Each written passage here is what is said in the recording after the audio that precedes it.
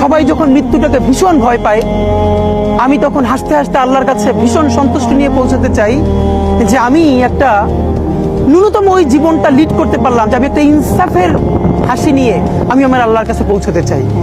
সুতরাং আগামী 50 বছর বাঁচলাম, কোনো ইম্প্যাক্ট তৈরি হলো না আমার দিয়ে, দেশের জন্য, রাষ্ট্রের জন্য, উম্মার জন্য, জাতির জন্য। কিন্তু আমি ধরেন 5 বছর বাঁচলাম, সেটার মধ্য দিয়ে যদি আগামী 50 বছরের ইম্প্যাক্ট তৈরি হয়, তাহলে অনেকদিন বেঁচে থাকায় কি সাফল্যের বলেন? শহীদ প্রেসিডেন্ট জিয়াউর রহমান কয়টা দিন বেঁচেছেন, কিন্তু ভাবেন আজকে পর্যন্ত উনি আমার অনুপ্রেরণা। হাঁটতে হাঁটতে আমার পা ফুলে যায়। আমি, আমার টিম সেদিনকে ব্যাগের মধ্যে জুতো নিয়ে তারপরে একটা শপিং মলে ঘুরছিলাম, মানে পা ফুলে গেছে, পা জুতোয় ঢুকাতে পারছিলাম না। তো জিয়াউর রহমানের একটা ওনার গল্প মনে পড়ছিল, যিনি মাইলকে মাইল যখন হাঁটতেন, ওনার সাথে স্টাফদের পা ফুলে যেত, কিন্তু ওনার তো আর্মি ট্রেনিং আছে। তখন তাকে বলতো যে স্যার আপনার তো আর্মি ট্রেনিং, আমরা তো আর পারি না।